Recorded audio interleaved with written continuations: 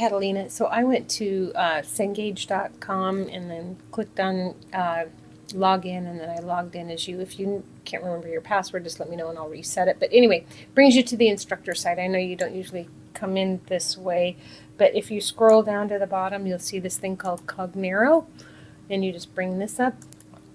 Once Cognero signs you on, by the way, I just added this, so if you looked for it before here and it wasn't here, don't worry, you're not crazy. I just added it. Okay, so here I have principles of micro. I think that's what you're teaching, and here's all the chapters. So what I'm going to do is and I want you to follow these steps because it's the easiest way to do this, and I know you want easy. So create a new test and give it a title. I'm going to call test for demo, just so that you know. Okay, I'm going to put it in my test. Make sure that you click on this my test thing and then build an empty test.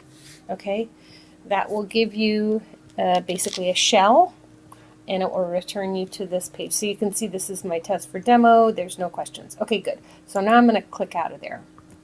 I know you think I'm nuts, but I'm not. Okay, and then if you look under my tests over here, this is kind of like your file folder, I suppose, and you look under here under my tests, you can see here's a test for demo. It looks like you've actually created them before, so that's good. Okay, now what I'm going to do, let's say I'm going to cover chapter 1. So this is called my canvas, my blank canvas over here. All you need to do is move chapter 1, boom, over here.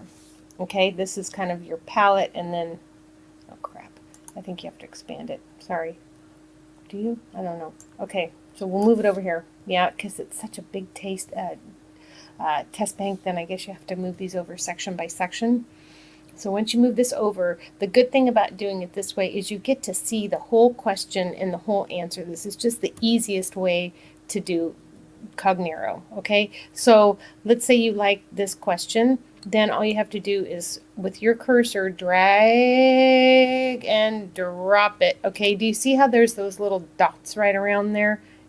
And then if you drag and drop it like that, then it will put that question in that shell. And then you just repeat this process. So let's say you like this one. You have to make sure that it's not over anything else but the one shell that you're trying to create right over here.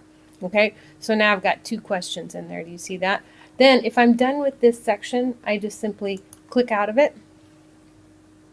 And now I've got a blank canvas again, and let's say I want to go to the next section. So I'm going to just drag and drop that over, and then you just do it all over again. So the bummer is that you can't move the entire chapter over, but the not so bummer is that you've just got these multiple choice things. So if you don't want true and false, you don't even have to worry about those. If you don't want actual problems, you don't have to worry about those. Okay, so let's say again, I like this. I'm going to, oops. I gotta hold my mouth just right. I'm gonna move this after it's done loading. Okay, so then again, I just choose a question I like, drag and drop it over. I think the trickiest part for you is going to be, making sure that when you grab a question that you drag it over until you see those little dots around the test for demo, because that's basically your shell. Okay, so anyway, and then, okay, so then when you're done, then you close this back out. Okay, so let's say I've chosen all my questions. Now I've got a full test. So I'm going to take this test and move it back over to my workspace or my canvas or whatever you want to call it. Okay, so now I've got all those questions, and now I can do lots of different things. I can print it to a PDF, right? I can print single version or multiple versions. So if there are questions in here, you can, you can print multiple versions. So this will print one of the versions. Okay. Scramble answers. Boom. Okay. So now you've got one version. It's saved to a PDF.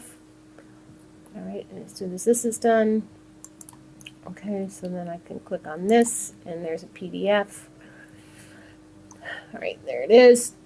Now, if I want to, I can now print another version, and it will actually come up with different numbers than the one that I had the first time. Okay, so I'll download 2 versions and show you what I'm talking about. All right, so this is done, so I'll click on here. So now I'm going to have 2 different versions of the test. I'm going to click out of here. And now I've created 2 different tests with 2 different versions. So that was like version 1, or that was version 2, and this is version 1. Okay? They each have an answer key, which is really great.